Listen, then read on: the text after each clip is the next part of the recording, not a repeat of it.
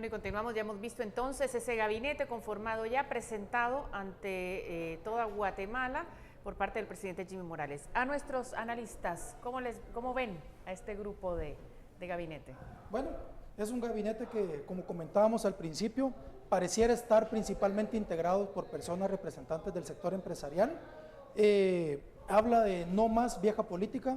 Vemos que hay varias personas que se están reciclando de otros gabinetes. Hay un par de personas que no aparecían en los listados filtrados a través de las redes sociales: el nombramiento del ministro de Ambiente y el nombramiento de la ministra de Comunicaciones, quien sí se decía que podía ser la ministra de Comunicaciones una vez que terminara el proyecto de Querida Familia.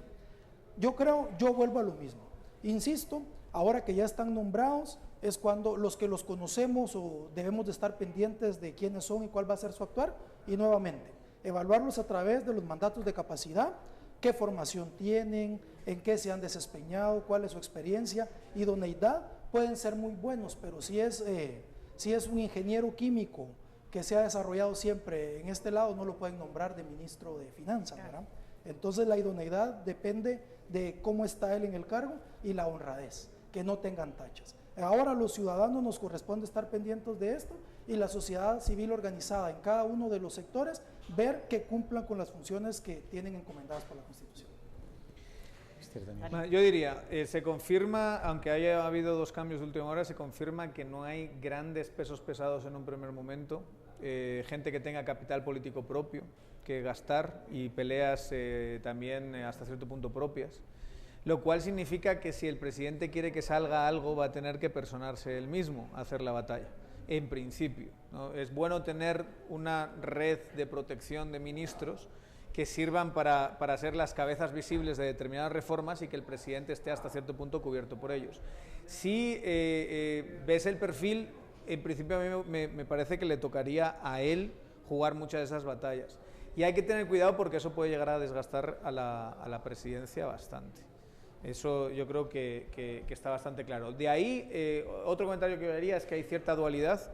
Como decía Fernando, tienes a gente que no entiendes muy bien, gente que estaba en listados como por ejemplo Mario Méndez, que estaba en listado de líder como diputado y acaba de ministro del FCN. Eso es algo de verdad que me gustaría que Jimmy nos explicase un poquito mejor qué tan fantástica es esta persona que merece, habiendo sido el líder, haberse colocado en un puesto de gobierno de un gabinete del FCN y de la nueva política, combinados con gente que no ha tenido bagaje político, pero que tiene ese perfil más técnico y no tan pesado. Eso es una especie de combinación de nueva y vieja política. A mí concretamente, solo para acentuar una cosa, me parece interesantísimo lo que vamos a ver en el Ministerio de Gobernación.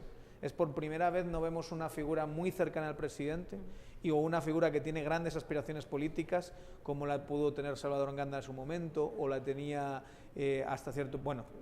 Mauricio López Bonilla clarísimamente era alguien que se proyectaba para ser incluso candidato presidencial.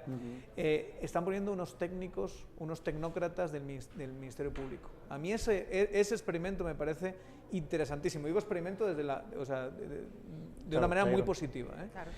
Y para concluirlo, si querías hacer algo. Bueno, yo sí quería incluir, nuevamente lo estuvimos hablando, vemos un gabinete conformado principalmente por hombres, hace referencia a que no hay una integración de tantas mujeres, no hay tampoco representantes de los pueblos indígenas. Tenemos una que es mujer y representante de pueblos indígenas, y a mí me gustaría ver algún día también en Guatemala que tuviéramos representantes de otros grupos, de las minorías sexuales, por ejemplo. Entonces ya estamos en el año 2016, ¿verdad? El primer ministro de Canadá en su toma de posesión presentó un gabinete multicultural, un gabinete que estaba integrado por representantes de todos los sectores. Su respuesta fue: estamos en el 2016. Yo concluiría diciendo, acá necesitamos una Contraloría General de Cuentas fuerte, que fiscalice el actuar de este gabinete. Necesitamos una ciudadanía que esté vigilante y pendiente de lo que vamos a hacer. Ok, necesitamos cerrar. Solo les voy a pedir un número más. De 1 a 10, ¿cuánto le das a ese gabinete? 6,5. 6,30. ¿Y tú? ¿De 1 a 10? De 1 a 10. Qué difícil. Yo sí, es muy difícil. Yo creo que... De 1 a 10. Tengo segundos para terminar. Segundos. Un 4. 4 Pero y no 6.